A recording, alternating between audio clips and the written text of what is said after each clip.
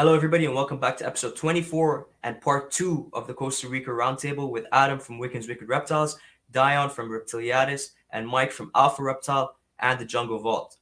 Last week, we heard all the stories from the first leg of the trip. This week, we're going to continue with the second half of the trip on the Pacific side. But first, a special thanks to the show's sponsor, Exoterra, for making this episode possible.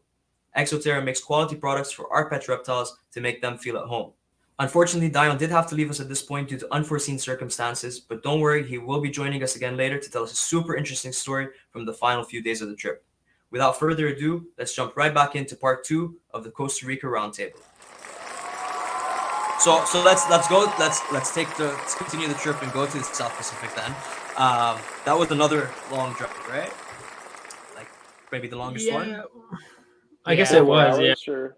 Yeah, it was like 4 or 5 one between that. But that was the day that we got to see the crocodile bridge, right? Yes. That, like, Yeah. But we didn't spend that much time I there. would like Wasn't to hear it about the crocodile. half an hour-ish? Yeah, maybe in my it's- head it went by faster than it was, but Because remember we Well, also no, had the pineapple juice too. So yeah. And then we had Yeah. the people lunch, the soda lunch. Yeah, That it was cool to see, right? But like that was the most touristy thing that we did, right? 'Cause yeah. oh, yeah. You show up and this bridge is like, I had never heard of it, but it's world famous, I guess. Like everyone knows what it is, and everyone who goes to Costa Rica, you're not allowed to fly out of there until you show them that you've actually been to the bridge. I'm pretty sure. So, What? no, I'm just joking. No, But, yeah. But yeah, like you stamps. show up and there's a bunch of crocodiles there, right? So which is cool because like now every time I talk about crocodiles, I have B-roll for it. And then Nadim, who is a wild man by the way, is like, let's just fly a drone 7 feet away from him and see how it goes. And it was cool though. It was like very touristy trappy, and there was like a ton of people there. But I don't know. It was like one of the highlights for me anyway. Like Yeah, essentially people a bridge you cross and crocodiles everywhere. and Yeah, like below. Yeah. Yeah. It's just people selling like necklaces with crocodile Mhm. teeth, and like a man being like, "Oh, if you want a better photo, I can make them come closer." Like, how? Like, please don't. Like, you're gonna get Give me hurt. $10 and I'll show you. Yeah. Or I think the same guy or someone else was selling. Was it like little like these weird little like wafers? It was remember it was like it wasn't chips, it wasn't bread, and it wasn't meat. I mean, I would have almost guessed it was like, what do you call that when it's like almost? No, it's like, what do you call those little like puffs of like pork when you? It's like The body of fat. Christ is what it was. Pork skin. It was, That's for what I would have communion. guessed it was, something like that, and you could buy it and then like toss it over the bridge to feed the crocodiles. Oh, Yeah. okay. Yeah. Okay. So like, That's not that where my bridge head was is going. legit. Okay. Like people have died there, and then I think Oh, yeah? recent, like shortly before we got Really? there, somebody did. Yeah. Oh yeah, definitely people have died there.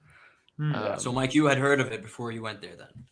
It's like you look up Costa Rica and it's one of the first things that comes up, like Okay. this crocodile bridge. I'm not trying to diminish Adam not knowing about it, but No, I also it's had pretty no idea common. about its existence. Yeah, Yeah. that's very interesting. Yeah. Yeah, there's like you stand on top of a bridge and it's maybe 20 feet, 30 feet at most to the water, but it's a long stretch. Like, I mean, it's maybe a half Long enough for kilometer, crocodiles. something like that. Yeah, probably. I would say maybe even almost like 800 meters. Like it's pretty long. Yeah. It's like it's probably like it's several football fields for sure. Oh yeah. Yeah. It's a large river that you're crossing. Don't think of just a little stream where you could walk across it really easily. This is a large body of water, and then the crocodiles just congregate on like the essentially sand washes and stuff that appear with the currents and That is Right. currents. I completely understand why it's something that you like can't leave Costa Rica without seeing. Like that, just from like imagining it right now, that sounds like a very, very cool. Well, especially because like if you have a decent lens, like you can make it look like you're standing right next to them, right? And Yeah. if you have a drone, like Costa Rica, like don't really have any drone laws, I guess, or they didn't care if we were there. And Nadim was just flying them over. It was really, really cool. And they were huge too. Like I was kind of shocked how big these animals were, to be honest. Yeah. What was the large? Was it Mike Tyson? Was the big one? That's what he was calling it. Yeah, Tyson. Yeah. They have names for them too, huh? Yeah. The That's local funny. guys there who are, I guess, not condoning it, but feeding them and keeping them there, were where the cat like, oh, that's Big Mike, you know, that's Mike Tyson, that kind of deal. I'm Big Mike. How dare you? Yeah, I'm like, come on, man, let's compete. Yeah, But, bring him. You said you could bring him closer. Bring him closer. It's like, But like, let's he see what had to bigger be like Mike is. 15 feet. Like that was a Yeah, it was- large croc. It wasn't just it wasn't shrimp Mike. It was Big Mike. yeah, it was a big animal. Yeah. Awesome. That makes sense. Okay, and so that was on the way to the South Pacific. Mhm. Awesome. Yeah. Let's jump right into the South Pacific. So first of all, highlight species in Pacific. There's 2 of you now, so maybe you can go for more than 1 each. Go ahead, Mike. We're gonna have the same one, so I know. I don't think we will. I think we'll have different one. I'll guess yours. I'm guessing yours is the eyelash. I'm gonna guess yours, Mike. Was it the false coral? Nope, that was in the Caribbean. Caribbean. I keep getting them wrong. No, mine was Ufaga granulifera. That was Okay. really Oh high up yeah, there that for was that was really cool to see too. Yes. me. Yeah. Where did you guys see? I want to get into dart frogs at some point, but where did you guys see the Phyllobates Lugubres. That one. Was that also Caribbean basically- side? That was that was Caribbean too. Yeah. Yeah. Well, like the segment that I did on it, like that's the very first thing in my very first video, the very first thing I talked about. You're right. That Yes. so the wood pile right behind me is where we found the night lizard. So that was all kind of one same area right outside the camp, right? Mhm. Yeah. Okay. Yeah. Okay. Yeah, so I feel like I just have all the videos jumbled up in my head now. I can't remember where any of the animals' actual locations actually were. I thought I had it down actually pretty good. went and I can barely keep it straight. I Yeah. can't imagine just watching it and being like, yeah, I know what happened. Yeah. I know where everything is now. I could go down to Costa Rica and find them now. Okay, so sorry, I interrupted you guys. Go ahead. So I completely missed it. So Mike, what was yours? Oh, sorry. The granulifera. Yeah. Granulated dart frog, poison frog, I guess. They are very, very similar to the Ufaga pumilio. Very like same genus. They're egg eaters.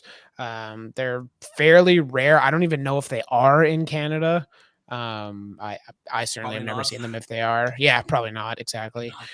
Yeah. And then other favorite species, man, I don't know.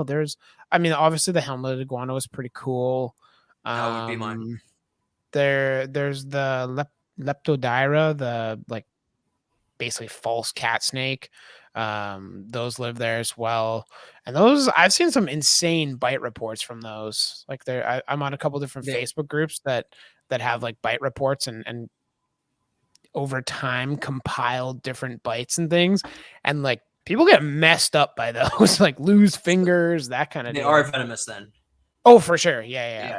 Okay, They're rear fang though, so I don't know how bad it would be if it just kind of tagged you, but not something that I would be looking forward to, and obviously not something like the eyelash or one of those two. 2 bananas if you do it. That's tempting. That's tempting. 2 bananas and a free hospital trip. I'll do it. Yeah, exactly. Awesome. Adam, what about you? The eyelash viper for sure. Like it changed my mind about venomous snakes. Like it was interesting because it was very calm and deliberate in its movement, and like I haven't spent a lot of time around venomous snakes myself, so it was a new thing for me. But just the color of it and the way that it moved and just the way it looked, like it was maybe the most majestic creature I've ever stood in front of. So that was a big thing, and like it's to the point now where I used to say I will never ever keep hots, but I don't know, like I can kind of see myself having an outbuilding with some animals like that. So especially if we're on the States, it's much easier than here. Exactly. So like especially in Texas, like you can build a building for, next to nothing, and like you don't really need to heat it. So yeah, I think that'd be something I would consider doing. But it was very interesting the way that it looked around. Like I don't know, it's difficult to describe. Yeah, like the way that I was in the video, I wasn't really putting it on. Like I was actually like in awe of this thing. You were actually like amazing, and you I actually like you can kind of tell, like you can tell even through the camera, not just with the viper. Like when you guys were amazed by a species, it really did come through the video, Mm-hmm. And then that's actually a good point. Like where do you guys at all worried about being this close to? I mean, I know there are venomous animals and species everywhere in Costa Rica, but was it worrying being like right up close, like face to face with something that dangerous? I think like Adam said, and kind of building off his point, they're again also a Canadian not having much experience with venomous. You kind of go in thinking that these things are out to kill you. Like you walk in front of Yeah. it, you're getting bit no matter what. Like if you're in striking range, they're biting. So, and maybe not quite that dramatic, but I know being there and seeing it in person, like it's a snake. It really truly is just trying to get up to a place to hide and hang out or leave. It's not really, I don't think once neither of the snakes were in a defensive posture at all. Like they were just kind of cruising around, minding their own business essentially. And so I know myself, I was never worried about taking a bite or anything like that from those. I mean, obviously if there's a fertilance curled up in a tree bark or whatever that I didn't see, that's more of a worry to me than the very clear pit viper sitting on a tree branch. No, that doesn't make sense. I listen. I'm again Canadian, also no experience with HOTS or venomous species, but I listen to a lot of the Herpetoculture Network and Venom Exchange Radio.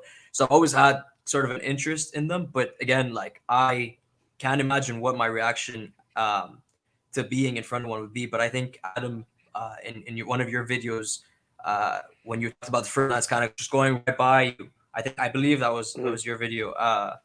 It really was a good point. Yeah, it's a good point. It's they're not chasing you. You know, like I guess now you guys have the proof to say or the proof to show. Yeah, because I hear it all the time, and it like you hear like, oh well, you're Canadian. What do you know? It's like, okay, well, how about this? You next time, turn your camera on. Next time a copperhead chases you, turn your camera on and don't move. If it bites you, I'll pay for your hospital visit, and then you can move here and have my house. Like I am confident that it's not chasing you. It is trying to get away from you, but sometimes that snake needs to get past you to get away from you. And if you run in that direction, it's going to keep going that direction too. So it might look to you like it's chasing you, but it wants nothing to do with you. It wants to get away from you. And that fertilance, same sort of idea. Like there's a bunch of us around. Like it has to go somewhere. So it might look to an untrained eye like it's going towards someone. It's trying to get past you. So just stand still and you're good. Like as long as you're not threatening it, as long as you're not making an effort to try to catch it or whatever, you're standing there, it's just going to go right by you. Yeah. Yep. Yeah, that makes sense. I'm still like, I'm just kind of imagining the vibe from my head. My mind's blown even now just sitting here. It's crazy. These animals truly are really beautiful. Okay, so since now we're finally in the Pacific, does either of you want to take the Dayyan story and maybe like tell us how that went down? Tell us the story and then I'll ask my questions. I'll let Adam take it away. I know he'll take this down the best route possible. Yeah. So we took 3.5 steps into the jungle, and then Dayyann's like, for real, Mike, it was like 5 minutes, 10 minutes, like if that. It was. Yeah. So here, I'll kind of like lay it out for you audio listeners. Go watch it on the video, but essentially, like we parked the trucks along a road. There was a little dip, like a gully ditch, I suppose, down the jungle, and then maybe, without exaggerating, like 30 steps was the river. And halfway through that, Don goes, "Oh, something's in my ear." And go ahead, Adam. And because I assume like it's going to be no big deal. Like how many times have you been in the woods? 1,000,000 times. Right. And you've never had anything like that happen. And then it became like very apparent very quickly, like, oh no, like this thing, whatever is in his head is inside of his head. And it was almost seemed like it was messing with his balance a little bit too. And like, I can't remember if he actually said that, but it just seemed that way. He did. And yeah, like the way that he was acting was like in fear almost. And like I think he handled it like a panic. And like, I can only imagine because I've seen like untold stories of the ER where they take bugs into people's ears, and those people do not handle it as well as Dayyan did. I cannot believe how composed he was. And like, I don't know what I would rather do in like a bullet ant or that. Cause to me, like the bullet ant sucks, but it's over and it's like, okay, let's move on.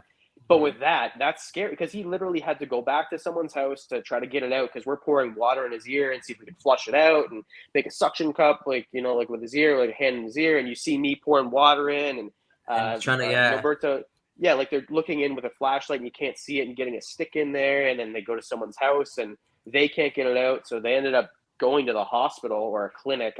None of us went. It was just clinic, as far as I know. Yeah. Welcome back. Thank you. All right, It's good to be back, buddy. Yes, it's great to have you back. I'm super excited. I especially super excited to hear the story you're about to tell us because we briefly touched it, like we briefly went over it. But I need to hear it in more details because it's quite mind blowing, to be honest. So we already heard that you got a bug in your ear while you were there, and I believe this was the last night you were there, correct? It was the second last night, I believe. The last night. night we were in the South Pacific of Costa Rica, but it was the second last night because we did still have one night near San Jose before our departure. But this was our last night in the South Pacific. Okay, awesome. So do you want to run us through what happened? What was the initial reaction? By the way, the guy said you took it like a champ. I probably wouldn't have done the same. But yeah, what like how were you feeling? What exactly happened? How did you first notice it? Yeah, sure. Yeah, maybe walk us through it. I won't go too far back, but I really want to kind of build the picture because this was our last night in the South Pacific, as I said, and this was the night that we were going to be looking for the black-headed bushmaster because this is the range in which this animal occurs. And so arguably in the South Pacific, that was the night that I was most excited for. We had a decent drive into sort of a rural community, dare I say.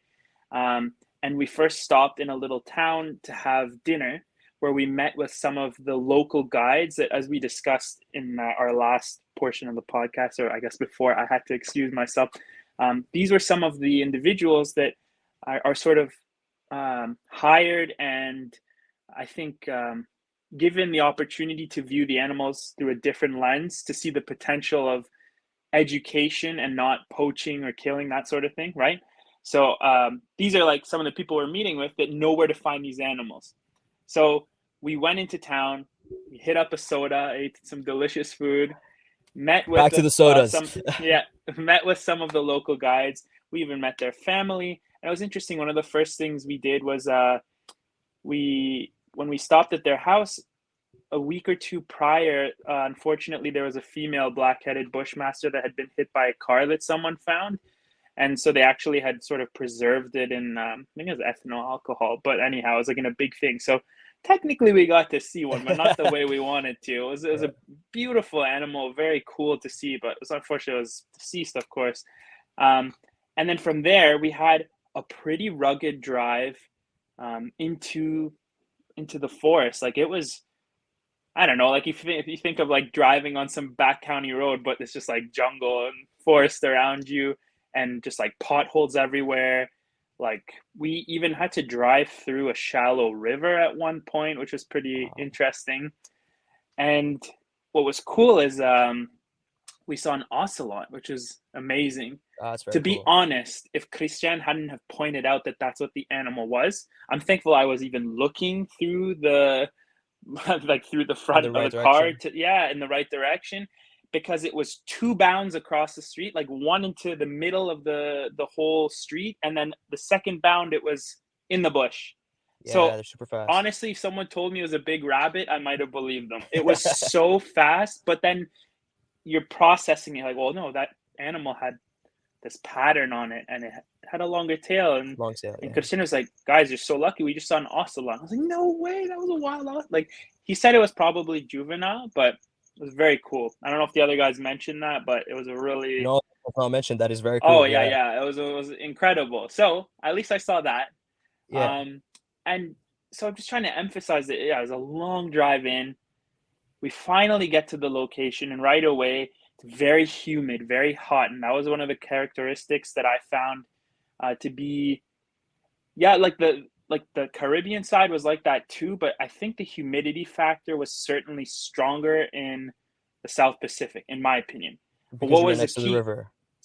Well, I guess the ocean too is right I there. guess, If okay. in fact some of the areas we were driving are kind of going up like cliffs and then around into the park again. It's in that peninsula, right? And you could just see like the Pacific Ocean to your left as we were driving pretty in. cool. So, but when we had finally got in, one of the big characteristics I noticed right away was the bugs. There were a lot of mosquitoes compared to anywhere else. I think one of the things I noticed about everywhere else is like, wow, the bugs aren't bad. And I'm sure that's a seasonal factor, but the South Pacific probably stays consistently wet. And I'm sure that's a major contributing factor. That Pacific air coming in, the salty, like just, I don't know, maybe. For sure. And so we arrived, everybody was amped up, excited. And I'm very grateful that I was recording, but basically we just kind of carved our way in this spot. And truly there was like, from what I could tell, not really a trail. Like you could see that people had come through there, but I'm going to show it or depict it properly in the last installment of my series is coming. And Can't wait. it's, thanks, man. And it was so muddy, like your boots are getting sucked in Dragging there, them out of the mud, and yeah. the mosquitoes are everywhere, and it was very intense. And so I'm recording Nadim behind me to show him like with the Rovin, the DJI like gimbal, and he's just like a trooper, man. Like that's a heavy thing with the big DSLR camera. And I turn around and we're coming up into this river, and I'm so thankful because my boots are heavy with mud caked around them. Like it's a lot of mud, it weighs you down because it was pretty deep. And so right away, like my goal is to just find the most like strong currents to just have it flow off my boots. And I have my headlamp on and I turn this way and like back the other way. And there's insects everywhere, right? And something I just see in the corner of my eye, this bug comes from my headlamp because they're attracted to the light, hits the side of my head, and I kind of swat at it, and then I feel it crawl into my ear. And then I go to like get it, and it's like goes into my ear, like I can feel it push by the hairs that would help contribute to like that hydrophobic aspect of like going like, and it I don't know how to explain it, man. It feels like a, I don't know what it's like a, like it's not a buzz. It feels like there's this, first of all, it's like this friction, like it feels like if you had a mic and you were rubbing the top of the mic, it feels like that when it's going through those hairs. Nothing like a bug. And on the other side, it's buzzing and moving around, and I'm freaking out. Like I'm keeping my calm. I'm like, I'm recording, by the way. So I just go, like I'm like, I'm like freaking out, and I'm like, guys, there's a bug in my ear. And at first I'm like, oh my God. And I'm thinking, okay, well, can it go back out? But I might be bad with human anatomy, but as far as I know, those hairs maybe point inwards. Yeah, I don't know if they're either, just but that straight. sounds, yeah. So if maybe not, but I don't think that it could come out if it wanted to, is what I was concerned about. Maybe they're not pointing inward, but for whatever reason, it pushed its way in. I could feel that. So I don't think it was coming out the other way. And so it's just moving around and they're freaking out. I did, to be honest, feel a little bad for the thing, but that's just me being me. Anyone else would probably be like, no, hell no, get out of there. Get it out of there. Yeah, but I mean, I wanted it out too, but and yeah, and everybody's, amped up to get going. We just got into the forest, like we probably are like 20 meters, not even in, from the car and in the jungle. And I'm like, guys, like there is a bug in my ear. And like, okay, like, just maybe this, splash some water. Yeah. I'm like, no, like it's far in, like it's dancing around, like slapping my eardrum or something. I can hear it in my head. And I would pause, and it wasn't a buzz. It was like, I don't know how to explain it. It was like this, like it'd be like that. It was almost like a strong wind against a mic. There'd just be this like, and then it would pause and stop. I'm like, oh my goodness. Like it was so loud in the one ear. And then I started trying anything because it was like this itch. It was crawling. And it's not a fungus gnat. Like I could see the thing. I remember the color green. And I was like, holy, like, what is that? And did you end up finding out what it was? Oh, let's get there, my friend. Okay. All right, yeah. And so I start like a camel or something. I'm moving my jaw sideways, or cow or anything like that, like trying to like, you know, stimulate it to move, hoping that like I can either just, it will somehow come out, or I hate to say like kill the thing, because what I realized, and without exaggeration, is my buoyancy was kind of off. So it was affecting me enough that I had like my balance was kind of weird. I remember taking a step forward or two, and I'm like, okay, like there's no way I'm missing this hike. I told Christian, I was like, we're good. Like, man, don't worry about it. Like, I'll push through it. And Adam right away is like, dude, like let's get some water in there. He sacrificed like half his fresh water that he could drink. At first, I was just splashing water on my ear, but it's not going in, right? So he's like, tilt your head sideways, and we're gonna just drip water into your ear like nonstop to drown the thing, or maybe hope it'll come out. Flush So it I out, just yeah. like over the river, like at a certain point, it crossed my mind to think like, should I be taking this water and putting it into my ear from the river? It's like a interesting area. I mean, at least it's moving water, but like, yeah, you got to consider things. I You didn't don't even want to get care, any man. more I bugs was in like, there. this thing needs to come out.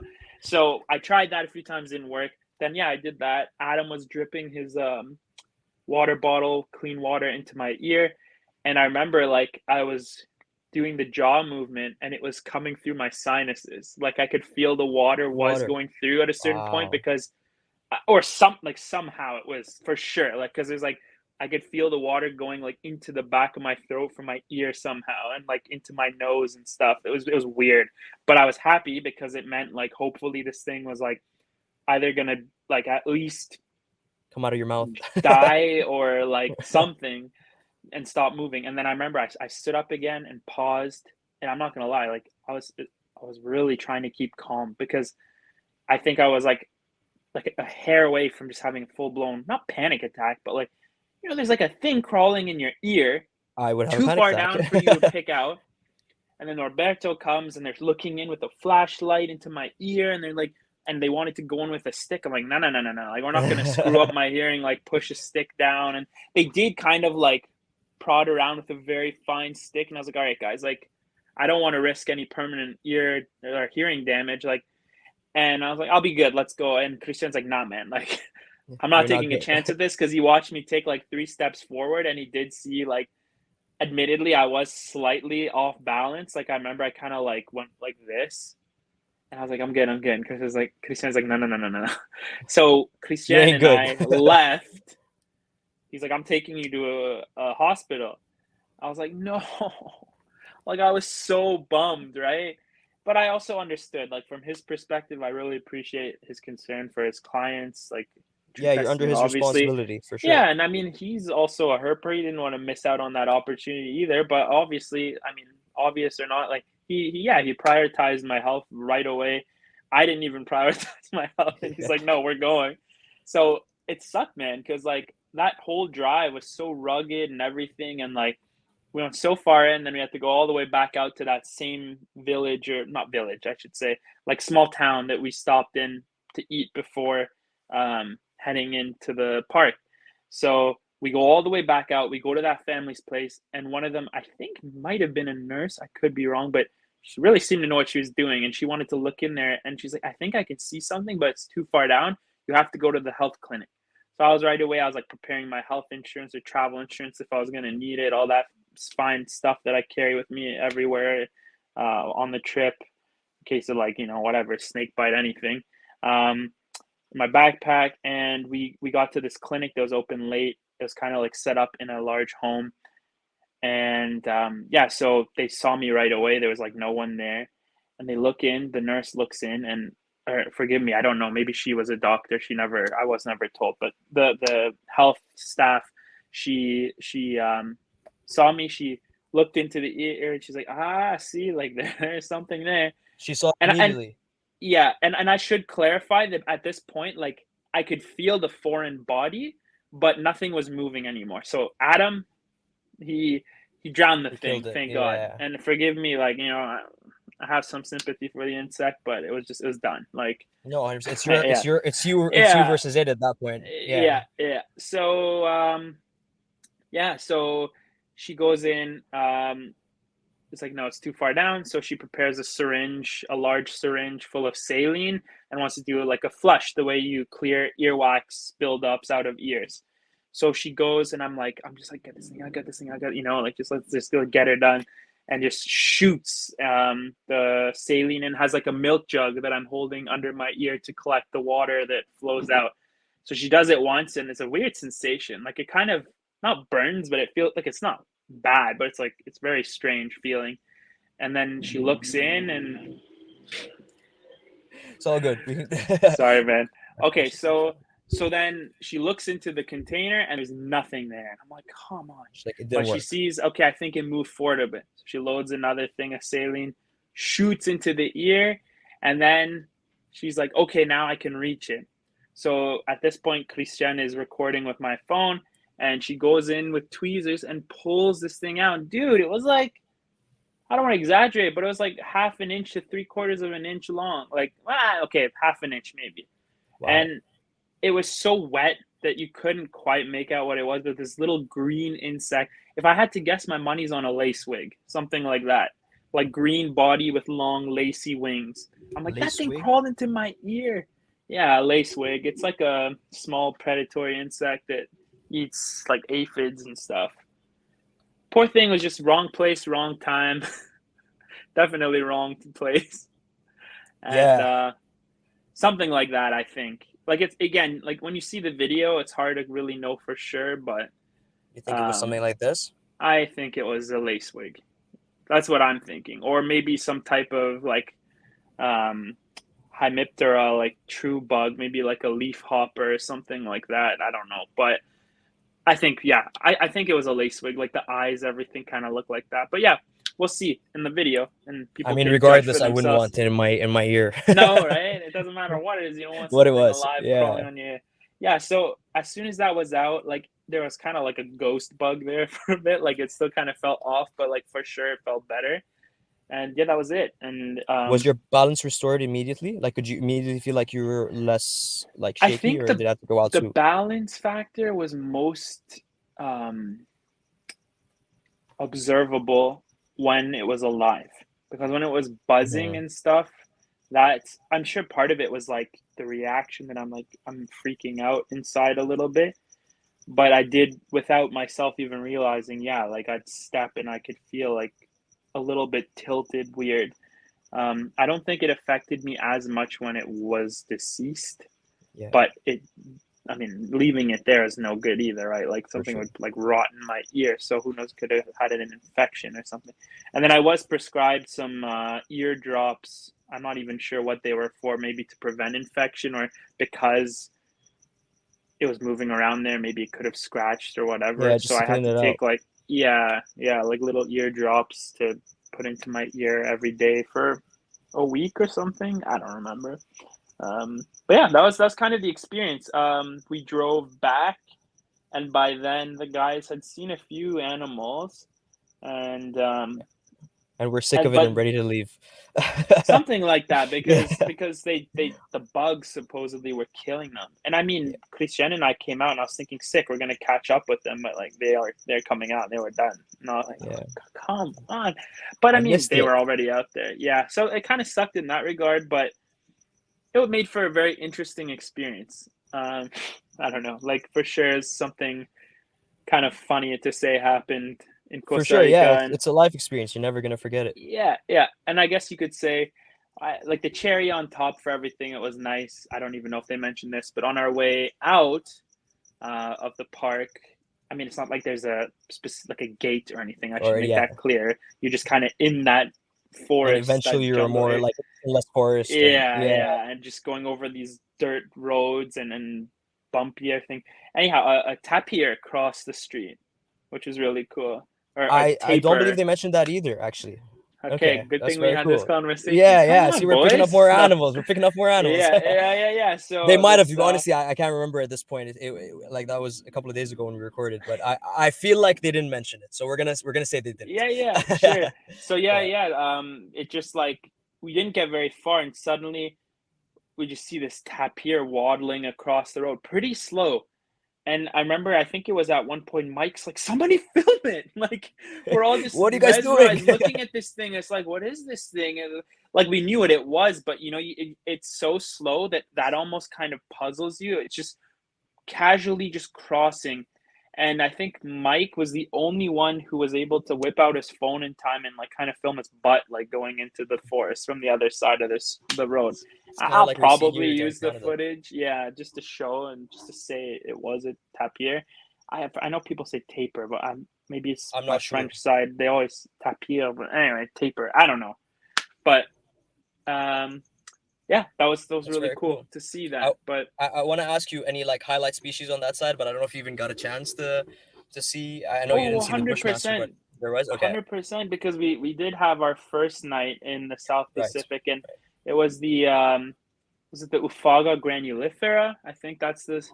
That was an incredible animal to see. We only saw one, and what's interesting is a lot of those Ufaga and the Pumilio, Ufaga Pumilio, when you'd see them at night, first of all, we'd actually see more of them at night than during the day, which I found unusual. I'm sure they were originally resting, and then we just disturbed them and they'd hop around. But so many of them were sleeping in the most strange places. They must have a heightened level of confidence that things know that they're poisonous. But a lot of them we'd see, like the Ophaga granulifera was, we did see one that was literally just on a leaf, like a broad leaf that wasn't even concealed, just sleeping like that on the leaf. I was looking with my headlamp, or Christian pointed it out, and I filmed it in that sleeping position too. So we will see that in my next video. But Awesome. yeah, it's interesting to see that. That was an amazing animal. We saw Musalana, if you're familiar with those. I think that's how you pronounce it, Musalana. It's a type of large snake that eats other snakes. Sorry That's about the very rhinos cool. upstairs. No, it's good. I'm gonna turn off my camera for like 2 seconds. Keep going. Okay. Yeah, so that was a very cool animal to see. The other animals for sure were there was a bromeliad boa, which is an amazing animal to come across, and it was even eating one of the gonatodes. It was kind of sad. No way. Yeah. It was cool to observe for sure. But yeah, Circle of life. Yeah. And then also the eyelash viper, which we were told was rescued from a local property, and the gentleman who owns the property with the eco lodge we were staying on, or the reserve, or I don't know how to call it, he pays farmers not to kill the snakes, like just a little bit, right? And call him, and he comes and collects them and relocates them on his property. So at the time he had an eyelash viper, which ironically was the only one we saw on the whole trip. People go to resorts and other places and they see them on the grounds. But we're looking for them all over the country, and we didn't see a wild one. That's crazy. I mean, technically it's wild, but like, would have been nice to stumble across one. But yeah, so we did get to see one. It's a stunning animal. I know it's in Adam's video and already, and for me, it'll be in the next installment too. So that is I think awesome. those were really cool. We saw there's a flock of are they the red macaws or red and blue macaws? I don't know what the actual that live in the area, and so they would circle the grounds every morning, and Nadim had this goal of trying to get the drone up to record them, but as soon as his drone was up there, they were gone until he landed, and then they were back. A lot of the other parrot species, there's a few in the area that I was able to, I think, ID. I don't remember now, but he, I think, recorded some other birds from a distance safely, right? Like, it's just his drone's up there, and he just turns and faces the direction they're flying, because it's a huge area, very open over the forest. But the macaws wouldn't have it, and they're so loud too. It's just funny because like they're out making all this noise, and he'd hear it, and we're like, oh, like get the drone ready and whoosh, throw it up, and they're gone. And then what else? That's hilarious. I'm just trying to think if there's any. Oh, the were they? What monkeys did we see? Was that when you and Mike went out on your own? No. We saw monkeys in the South Pacific. They would come in because he would put little like bananas and things out on the trees, so that like they'd visit him. Sometimes the owner was Capuchins. I'm trying to think. I don't think remember capuchins what's are from that area. Yeah, I'm I not think sure, it but I was. think so. I'm Yeah. pretty sure they were capuchin monkeys, is what we were seeing. It's not the like white-faced ones that you see more of, or spider or howler. I mean, monkeys. They were the capuchins, I think. And slightly smaller than the rest, I guess. Yeah, they were quite small, brown. I just don't want to mis-ID them. But yeah, I think that's what we saw. I haven't given them much thought since then. I just remember how cool it was. So, but sure. yeah, so South Pacific was a very rewarding place to visit. I mean, despite that experience. And I mean, I would have wished them to see, I would have hoped they saw a black-headed bushmaster. I mean, sure, there'd be some FOMO there, but it kind of seemed like, besides seeing, I think, the Smoky Mountain frogs and getting a few dozen mosquito bites, I might not have missed out on much for that. Doesn't seem like you did, no. Yeah, I mean, it would have been very cool, but I still got to partake in the one hike in the South Pacific on the first night, so it was great. Yeah. No, for sure. And I believe on the Bushmaster, I could be wrong about this too, but Chris, and I'm probably gonna butcher his last name, Chris Gillette, Gator Boy Chris on Instagram. Oh yeah. He goes down there very frequently, and if I'm not mistaken, he's only ever seen like 3-4 out of like 10 or 15 years of going down there or something. Of the black-headed ones, or just a Bushmaster. I don't even know if it's a blackhead at that point. Yeah, there's at least the two kinds, I think.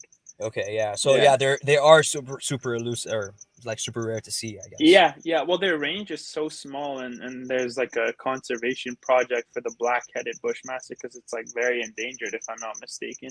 Or maybe they don't even know, but they're concerned that it's like not known because there's so few of them. So they want to invest in that research. But I don't want to make things up, but Christian emphasized that they're like very, very rare. So very rare. Yeah, the guys mentioned that like halfway, one of the guys told them like it would be almost super impossible to find, and that's when they decided to turn around. Yeah.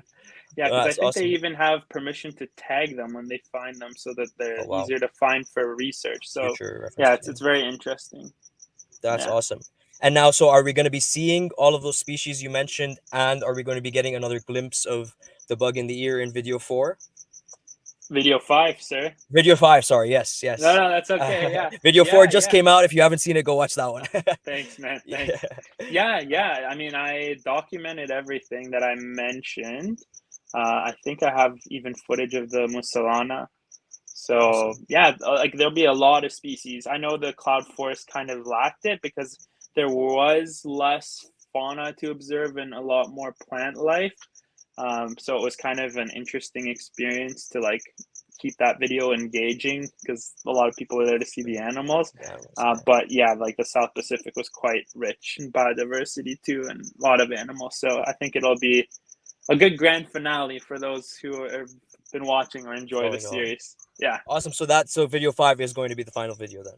That's going to be the final video for the Costa Rica expedition. Yeah. Well, I am looking forward to it. And I know a lot of people are as well. So, thanks, bud. Definitely. Yeah. So then there's Mike and Nadim and I in the jungle with no English speakers at all. So, so Dayyan went, and we're looking around for black-headed bushmasters. And Nadim says to one of the guys in Spanish, like, what's the chances we're going to find one? Like, oh, it's like winning the lottery. And then immediately I'm like, okay, let's get going the other direction here. Cause we saw some cool stuff. Don't get me wrong, but that was also the last night. We just did 7 nights in a row. Our buddy is in the hospital with something in his ear. Like, you're like, that's it. Yeah, I'm burned out at this point. I don't think Mike felt that way at all. I was just like, all right, man, cool. I like. Yeah, like Adam said, Adam exaggerated. Or he shortened the time, like from the time that happened to the time that they told us this was like winning the lottery was, without exaggerating, probably 2 hours hiking up a stream. And my feet, like I have a picture, and I was the worst of everyone, but my feet looked like elephant feet. Like they were massive and they hurt with every step. But I was like, you know what if we find a bushmaster? And then Nadim says this, and and I wasn't quite as not dramatic, but I wasn't quite as expressive as Adam was. Adam shut off. He was like, nope, we're going back. And I was okay, like I wasn't gonna argue with it. I'm like, no, let's continue traveling with these two dudes that we've never met before that both have machetes in the middle of the Costa Rican jungle. Like, yeah, let's Yeah, totally. the way that do I thought about it was like because Nadine or Super safe. Dayyan messaged one. I think it was I got the message that okay, we're at a hospital, it's at whatever, and then they're on their way back. Yeah. And then we kind of like met, so we went the other direction, and I found out very quickly that the water was a lot deeper than my boots were, so it was a really fun walk back. And so we get back and like we kind of meet up, and then I don't know if it was presented, but I assumed it would be presented. Like if you want to go and do more, then you can do more. If you don't, then let's go back. And I knew Nadim was going to be like, let's go back. And I was cool with going back too. So I don't know how it all occurred that all of us went. But yeah, that was like our last herping. But honestly, besides the Bushmaster, I saw everything I wanted to see. Like, Yeah. I was happy, you know? Yeah. But it would have been cool to see a big Bushmaster too. That would have been dope. Yeah. Yeah, for sure. That's awesome. It was tough. Yeah. Like, we saw some really cool stuff along that, like the basilisks. We saw different species. That big frog, what was that? The mountain? Oh, the Smoky Mountain Smoky toad Mountain or frog. Smoky Yeah, Mountain yeah. frog. Yeah, like think of a bullfrog, a massive, like the small kind of dinner plate size, but in like a giant frog form, and they're really really cool. Yeah, we saw that. We saw a bunch of cool stuff, but again, it wasn't. Go ahead. And this is where you saw the the Sylvia's tree frog, or was that also in the Caribbean? That was Caribbean. Yeah. That was the second day when Mike almost had a coronary in the jungle. Yeah. Okay. Yeah, Yes. Okay. Fall down a hill and call it a day. Yeah. Okay. That was a rough one too. But like I think it was good that we did that the second night because everything after that was kind of like cake. Easy. I actually, honestly, that last hike was the one that I didn't like the most because it was like rocks and I was like slipping everywhere. And especially once I was like, okay, I'm done. I just want to be out of this jungle. And my boots were full of water. It was miserable on the way back. It was just, I can like. Go ahead. And I was just saying, Mike had like elephant feet, and yeah, it was just. And I think there's so much herping that you can do. Well, for me anyway. Obviously, those guys, that's all they do. But I was just kind of like, okay, like I saw it, like I get it, like I get it. I got the videos. I have the experience. Let's go get some soda and go to sleep. Yeah. Would you go back? It was like an hour and a half. Sorry, I don't mean to ignore the question, okay. but it was like an hour and a half trek in to up this river. And like you said, we got these $20 rubber boots, so there was no insulation. Your feet were the rock, and after an hour and a half clunking up and down, every step on like the sand, it was like, oh. And you step on a rock again, it's ow. And like I said, an hour and a half up, and we made it back to the road in 15 minutes, half an hour. We flew down that riverside. I was like, let's go. Yeah. Adam's like, okay, we're going. And then it was that decision. We turned back. There was no more looking for reptiles. It was just straight back down the river into where we came from. Yeah, that's the thing too, is like for people who are listening who've never done this, like when we say a 4-hour hike, it's a 4-hour look for reptiles, take pictures, like take video. Yeah. The actual hike would be, I don't know, like an hour and a half or something, like maybe, like, I don't know, not very long in comparison because we're stopping every once in a while. And, like there's 3 of us with one camera guy. And so it took a while to do. Plus, right. Everyone's got to do the video and. Right. And then everyone has to do the B-roll. And like, so yeah, it's a lot of like not standing around, but a lot of not moving very quickly. Mm-hmm.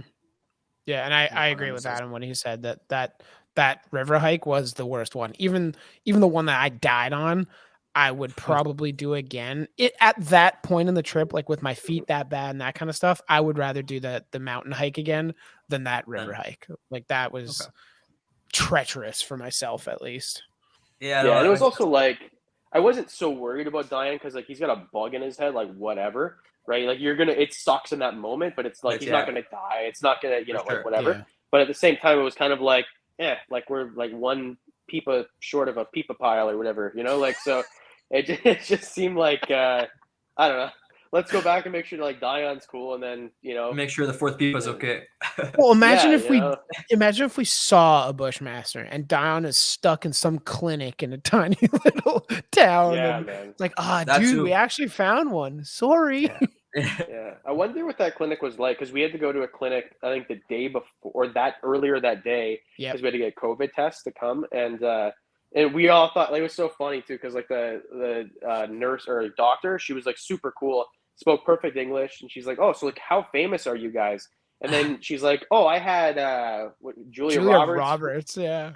yeah, in last week, and Jack Dorsey was here, and like all, and like, we're nobody. Don't worry about it." Never mind, not famous anymore. Yeah. Not celebrities. No. Oh, Yeah, that's so it hilarious. was pretty cool, man. There was a lot of like really cool, like little experiences like that, and like the herping was awesome. That's what we went to do, but at the same time, like a lot of the stuff that I really remember was like going to eat after the getting our COVID test, and like there's like a little puppy on the ground, and we're all like taking pictures of this puppy. Like we're all taking pictures with venomous snakes earlier that day, and then they're like, "Oh, it's a little puppy. Let's take pictures." Like I don't know. It was a lot of really cool just stuff like that, and it was fun too because like I genuinely like Mike and Nadim and Dayyan, so Aw. Right. it was fun to go with people that and Dayyan and I never met until August, until that snake discovery thing, and I Right never before you and went, Nadim yeah. too. That's where I met him too, right? So it wasn't like I knew these people, and I know that Mike and Dayyan had knew each other before, so it worked out really good. Like there was no bickering or fighting, like. It was honestly like a really cool trip. The way that it looked on camera, like we all got along, we actually did, which is I would imagine probably doesn't happen that often with a bunch of big personalities like that, you know? No, that's true. But I mean, I guess when you put like 3, 4 animal lovers in a place like Costa Rica, everyone's focus is the animals and not, bickering or anything Mhm. else. But no, yeah, that's I didn't know that you guys were actually like weren't that as close as you guys are now before the trip. So that's super interesting to know as well.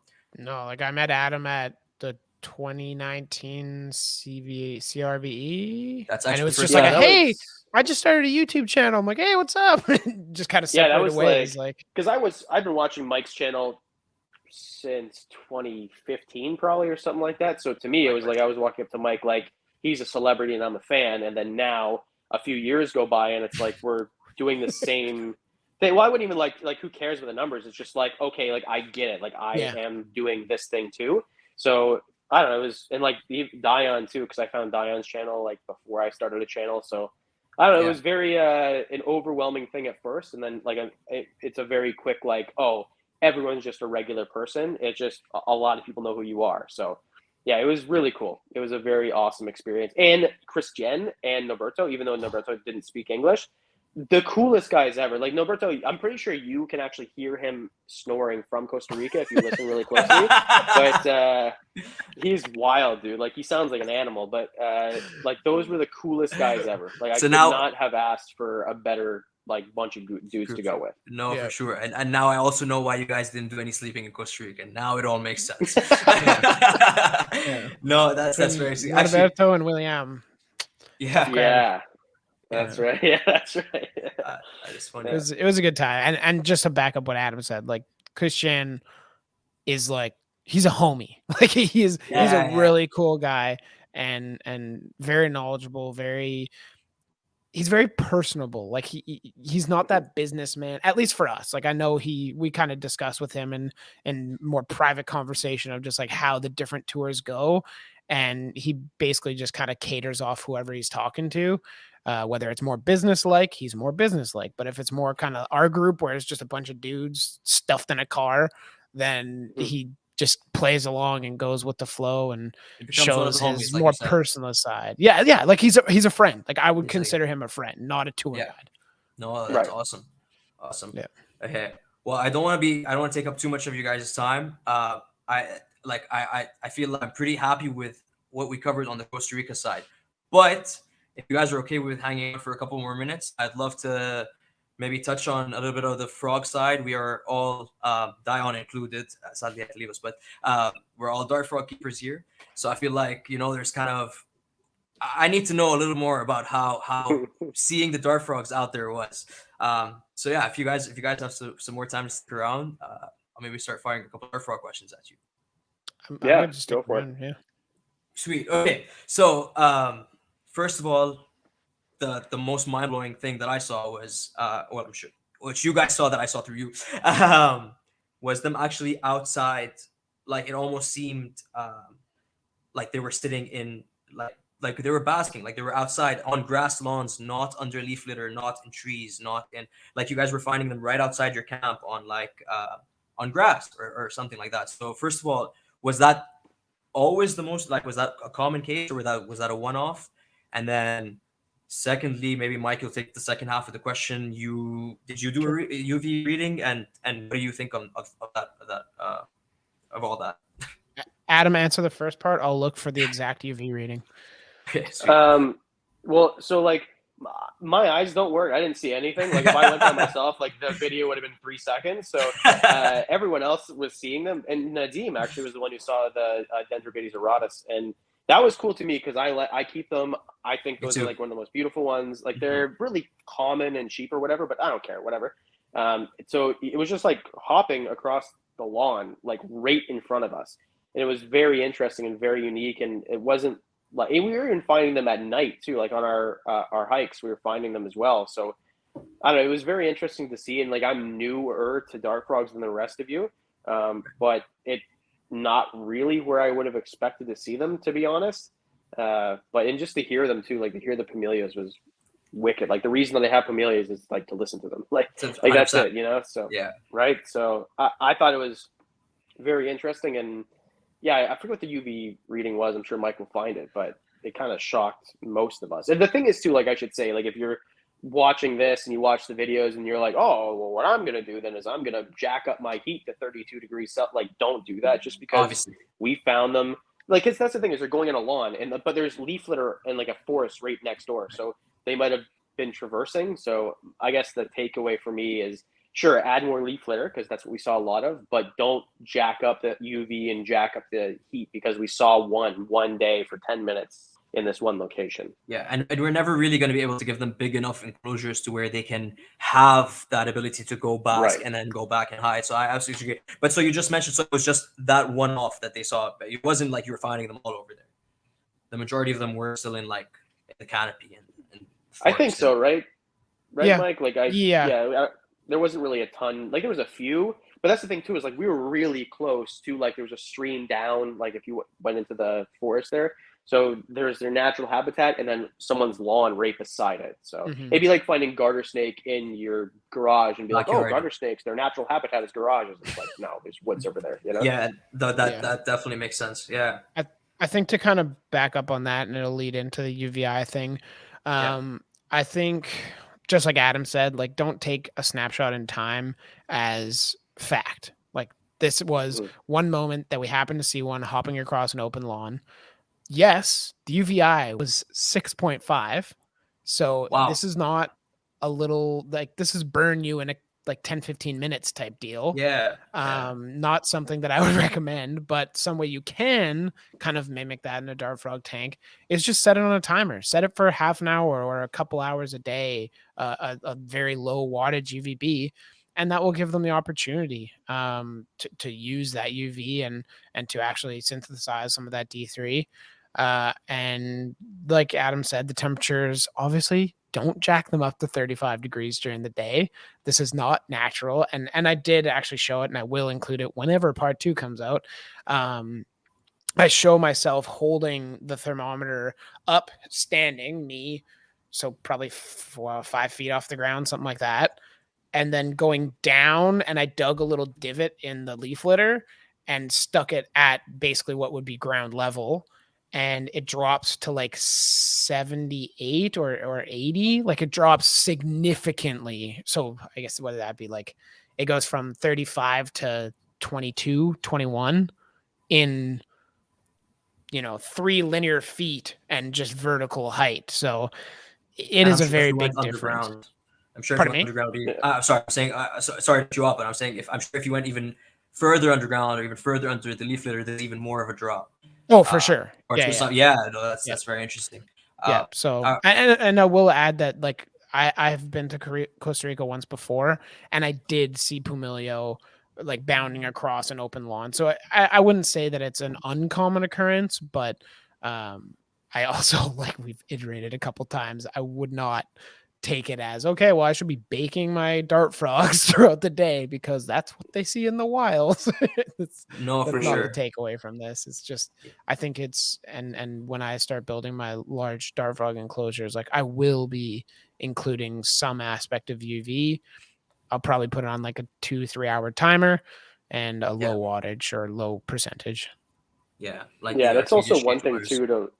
Because like the dart frogs that we have here have never been to Costa Rica. Like they're Exactly. captive, right? So Captive bred. Yeah. they're, like, so even if it's the same exact species and locale, like Mhm.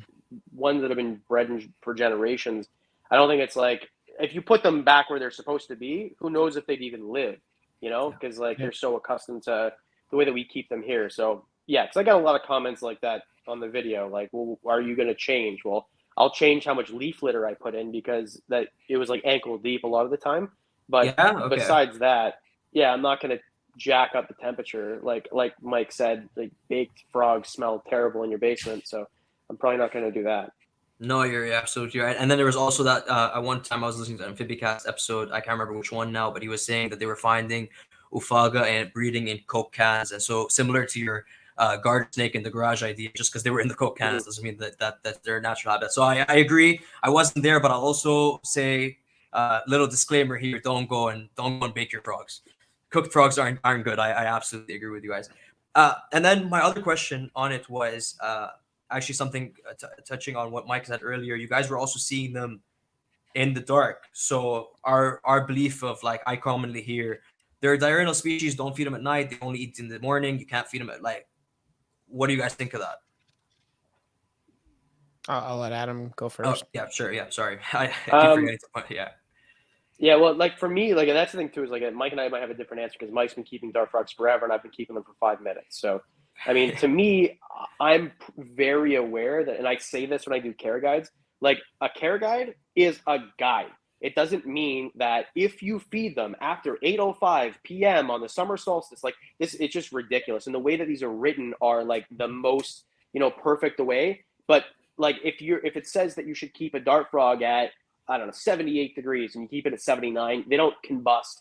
Like that's not how it works, right? So there is going to be some sort of, yeah, like just, like some variability. So to see them at night was interesting because you got to figure like most animals that are diurnal they might move at night. Like it's just like as humans, most of us like try to sleep during the night, but how many times do you get up and go eat a bowl of cereal or like whatever, right? Or like you Or a just couple of get up pickles because, or yeah, or like I don't know, a couple, like a whole jar. I mean, amateur hour right here, but but like or how even many night times do you shift too.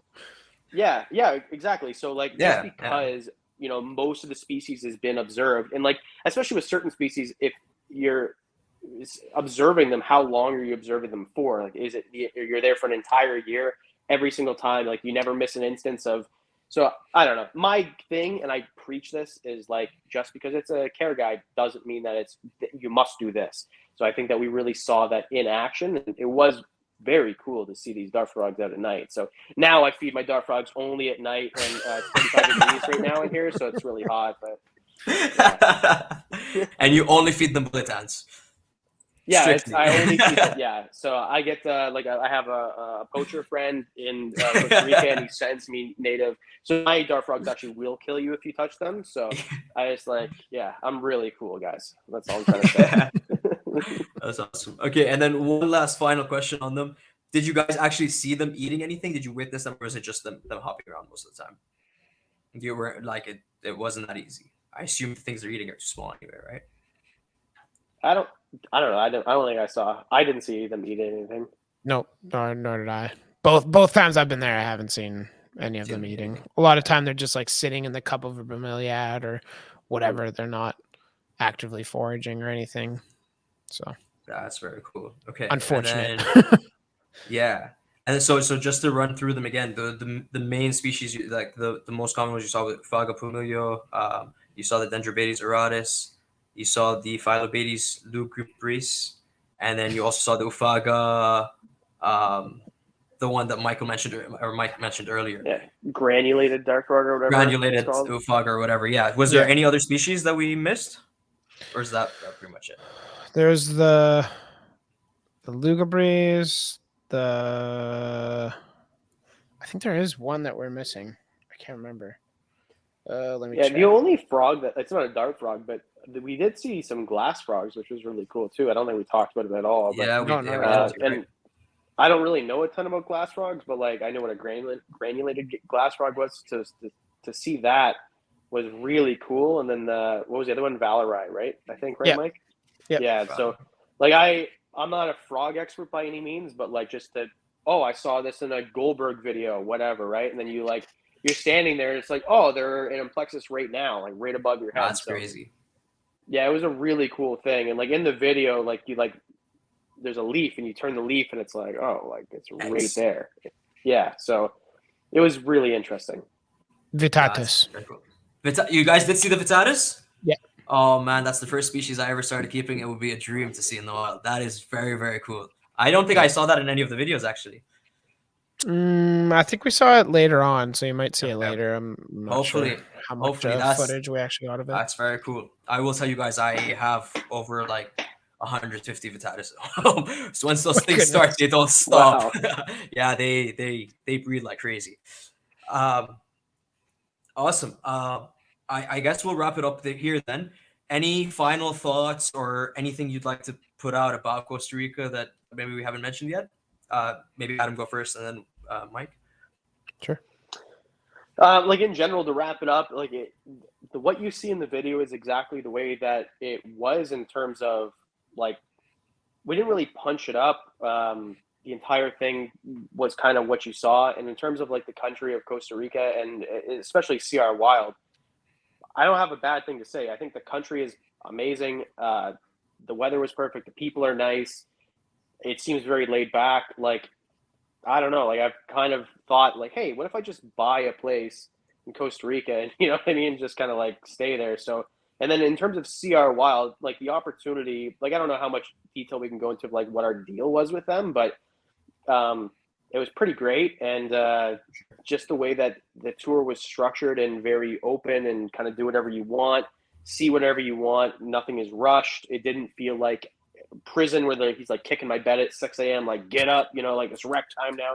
Like it wasn't like that. So I don't know that besides all the driving, if I ever did it again, I'd probably either do Cloud Forest and this side or Cloud Forest and this side. I probably wouldn't do the whole country again, but I don't really have anything bad to say. It was an amazing experience. And what you see in the video in terms of like my wonderment is totally real. Like I didn't punch it up for the camera. That's the way it was. Yeah. And you can really tell, honestly. Mike, anything to add? No, not really. Adam pretty much covered it there. Like he said, Christian's a great guy. CR Wild was fantastic to work with. I would highly recommend doing it. It's not as expensive as you might think. Even like the price that you see on his website and stuff, like for what you're paying for, it's an experience that you'll never forget. Like here we are, 8 months later, and it still like brings you back. You're like, oh man, this is great. Yeah. So. Oh, Adam, I think you were coming out again. Yeah, but right. Oh, you're back. Yeah, he's slowly morphing back. Yeah, his audio's back. Am I a froglet yet? Have I morphed back? Yes, you morphed back. Yes, you're out of water. Yeah. My one thing that I would say is if you're thinking about going without a guide, don't. You're wasting your money. Like you won't find anything. Like Mike and Dayyan like know a lot about the species that were there. Like I'm like Googling stuff and they just know stuff. And even Mike and Dayyan didn't really see that many things in comparison to the guides. Like you don't know what you're looking for. You will pass everything you want to see and never see a thing. So if you are thinking about going, I'll find stuff, you won't. Like get in contact with Christian and CR Wild. You need them. Like those guys will completely change the way that you see that country. Yeah, and I speak as the opposite side of that. I did go with no guides, and comparatively, not even close. Like we were in one place for 5 days and saw half the amount of species, and half the species that we did see is because the owner felt bad for us and was like, "Okay, I'll take you guys out to where we can find them," and we found them, of course. And you found them. That's amazing. Well, like I said, like I was mind blown after seeing the videos, and now I'm even more mind blown after like having a chance to sit down and chat with you guys. I definitely love to go down there. I think it's every herper's or herp keeper and herper's dream to go down there and give it a try one day. So hopefully once I get a chance, I would definitely love to. Okay, awesome. So I guess Dayyan's not here for the wrap up, but maybe Adam, if you can tell everybody where they can find you. Sure. So Wicken's Wicked Reptiles on everything. I post like 3 TikToks a year, so you can follow me on there. Those are really good. It's mostly just me eating pickles. And then on YouTube, Wicken's Wicked Reptiles, and Instagram as well. Yeah, and I'll definitely have all those links, and the links for all 3 channels and the videos from like all 3 of you guys will all be in the descriptions as well. And then Mike, if you could also let everybody know where they can find you. Yeah, I'm Mike Tytula on YouTube and alpha.reptile on Instagram. And those are the only real relevant platforms. You can also follow our business, thejunglevault.ca. That's the web address, and the Jungle Vault on Instagram. And yeah, that's everything, all the socials. Awesome. And then I'll do it for Dayyan. So Dayyan is Reptiliatus on everything, I believe. Correct me if I'm wrong. Yep. I think Dayyan is Reptiliatus on everything. Guys, give these 3 guys a follow. Check out their channel. I know I'm probably saying this for no reason. You guys are all probably already following them and already watching their videos. But just in case you're not, give them a follow. Watch their videos. Go watch the Costa Rica videos, because honestly, this conversation was great, but really it doesn't do it justice like watching those videos and seeing the animals and seeing even don't even just look at the animals. Look around the animals. Look at the trees. Look at the jungle around them. It's incredible. So yeah, once again, thank you guys so much for coming on and doing this and sharing your experience with personally with me and with whoever might listen. All right, I am Daffy's Reptiles on all platforms as well, and then Daffy's Roundtable for the podcast. Subscribe on whatever channel or whatever streaming podcast you're lost that. Subscribe on whatever streaming platform you're listening to this on, or on YouTube. Thank you all for listening, and we will see you on the next one.